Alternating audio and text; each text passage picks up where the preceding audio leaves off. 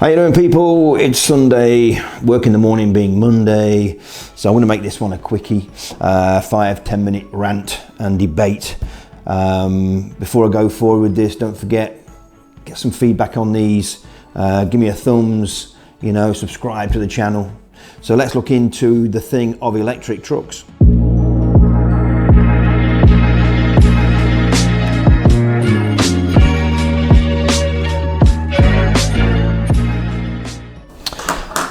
Okay, as I said, I've worked with aggregate trucks, have done for nearly 13 years in the quarry game. And many times I have drivers come up to me and say, hey look, you're into the electric stuff. What do you rent to electric trucks? They'll never happen, blah, blah, blah. They will, trust me, they are, trust me. And I've had debates, I've had discussions with a lot of drivers regarding how they feel about driving electric. Most are pretty anti. They love the big diesel engines for some reason. Don't get that at all. So with that in mind, let's have a bit of a discussion, or whatever, or a debate, and the way I see things.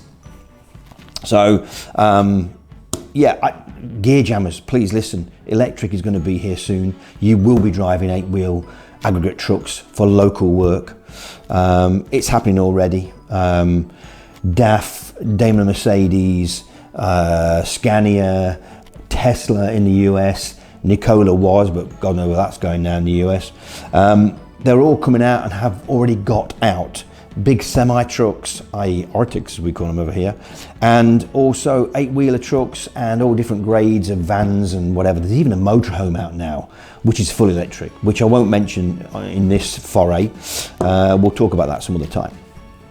So let me just slip my glasses on here at 99 pence from the local store. Again, 80 cents. So DAF, for example, they have a CF spec truck out at the moment, which is used predominantly already for aggregate work in Norway. These have been seen at a lot of charging, rapid charging stations. Very good for local work, and not a problem at all. You've got to think why companies are doing this as well before I go into the spec of the Scania and the DAF, etc. Basically, costs. Diesel is only going to go up in cost.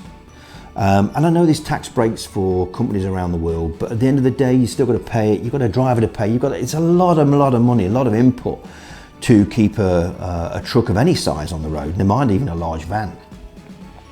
So when you consider the fact that you are paying only a third or even a quarter of the cost of what your diesel fleet is going to use, electric trucks are kind of like a great thing to consider. Yes, at the moment you'll pay a tiny bit more for them, but in the long term with your savings, etc., on servicing and everything else that goes with it, massive savings to be made just on purely the running costs alone. But don't forget there are other things as well. There's the environmental issue. Diesel ain't been great for us all. And no mind what people say about Euro 6 and Euro 7 and Euro 8 just around the corner. These are, to any of the US people watching this, that's basically a spec that we work to in Europe to try and get it better and better on emissions. But I think there'll come a time by about Euro 10, we probably won't need it, because I think there'll be more electric trucks and vans than people consider. But yeah, so the cost value of actually running the things is very large. So anything that can cut costs is great, and electrics will do that. Also, of course, you've got the environmental side of it and the impact on the environment, which is huge, especially in inner cities and urban areas, where most of the aggregate trucks are used and whatever for building and cement, etc. Also, of course, any company that's seen to be using an electric vehicle would be seen as pretty green and sustainable and thinking about the environment, which is great for their customer base, because that goes down really well with people. I'm a big believer in that. I won't tell you who I work for, but yeah, they kind of do the same. They believe in sustainability and whatever. And it is good for the business. So there is things to consider, like the charging structure we have at the moment. But if your truck's not left on the streets at night, not like a car, it kind of gets used and goes back to the base of where it came from in the beginning, and they'd have chargers there for them. So as soon as you get back in the yard, park it up, air brakes on, whatever they are now, electronic brakes, chock your wheels, as most are doing now. I don't get that. Put chocks under the wheels and plug it in. That's all you got to do, folks. Overnight, it's charged back to full, and away you go in the morning, either a different driver or the same guy. So yeah, it's servicing costs as well. Wow, you're going to save a fortune on servicing costs. There's loads of things on a truck that need servicing on a regular basis. With an electric vehicle, you ain't got that.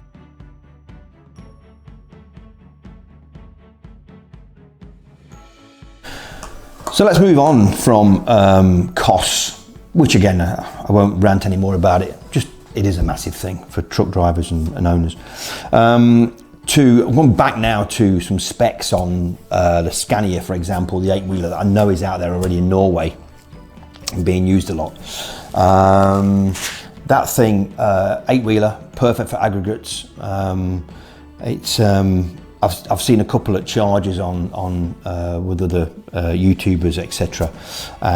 Been charging up at rapid chargers. That thing will charge 0 to 80% in roughly about 40 minutes. 0 to 80% in 40 minutes. 40 minutes at a rapid charger. That's nothing.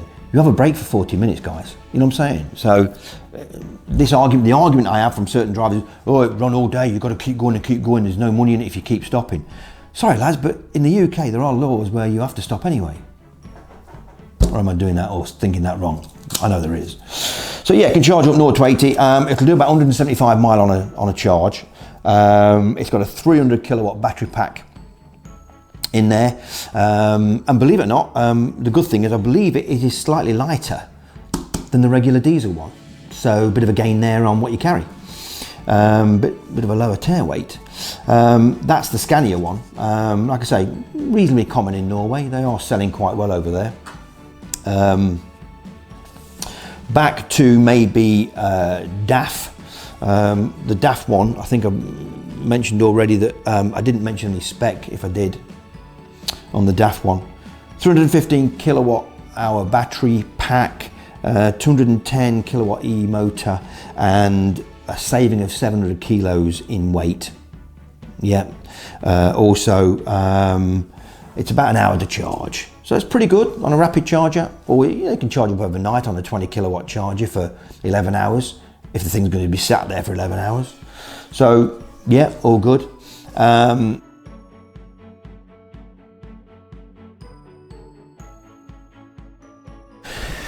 Mercedes, they've got their unit out. Let me just read what this is here. I can't remember the name of the thing now. It's the e-Actros, that's the one. The Actros is already out there anyway, I should know that.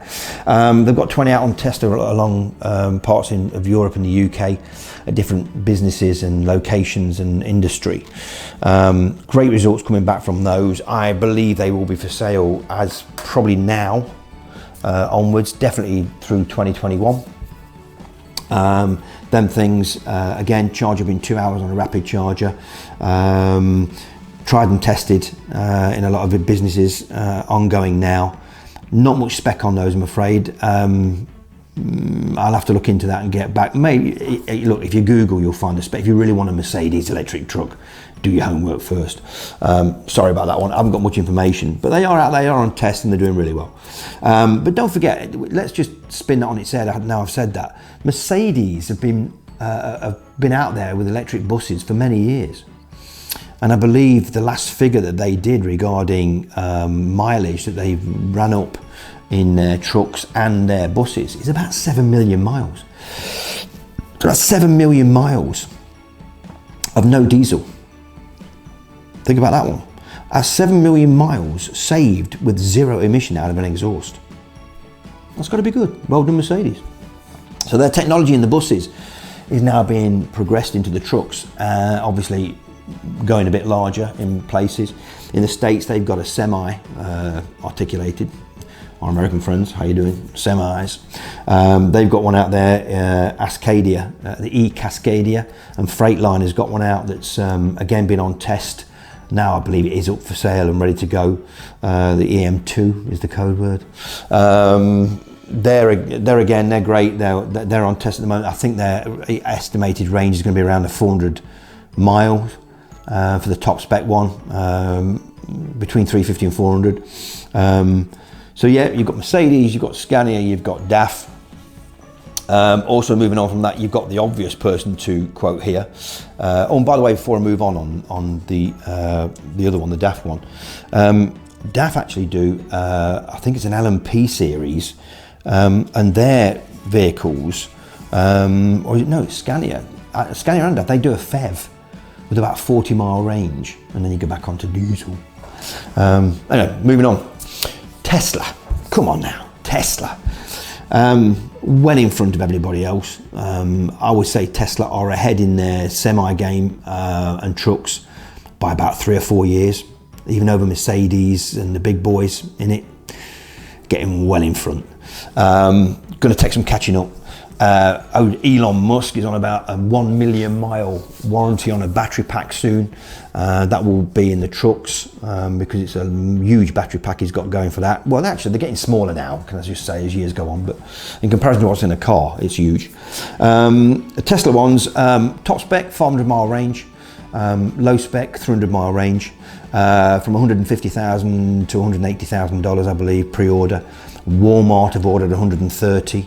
There's a big finance company and rental company have ordered about 350 of the things pre-ordered, and that's I think it's $50,000 per pre-order. He's got them ready to rock and roll. So they're all coming out now and being streamed out hopefully by mid to late this year to companies. All the testing's been brilliant on them, and with 500-mile range, come on guys, I mean that's pretty good. Even for the US standards and the mileage they do across there, that's pretty damn good. Out of a big 44-ton, 50-ton, 60-ton vehicle on gross.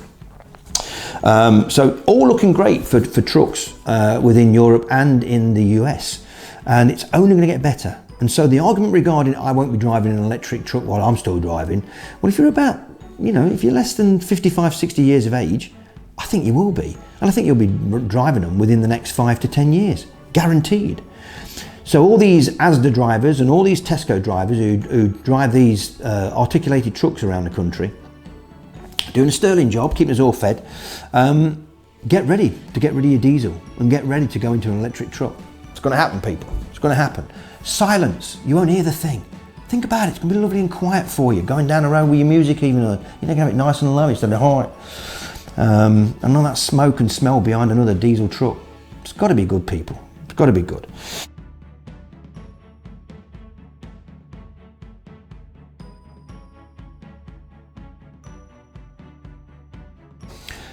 Average mileage of about 200 mile a day for most folk and truck drivers. Doing local grocery stuff from one depot to another or one grocer's to work it out. It will work. The electric truck is going to be huge. Can't wait to see more on the road. So all good in my opinion. I'll have a quick one here before I wrap this because it was only going to be a 5 to 10 minute thing. The vans that are available now. In the UK, for example, we've had the Nissan van. What a squeaking chair. The Nissan van has been out for quite a while. It's the 40 kilowatt battery pack version, same as the standard Nissan Leaf car, same system, same battery pack. I think it's the same motors even. That thing's great. I mean, they're reasonable priced.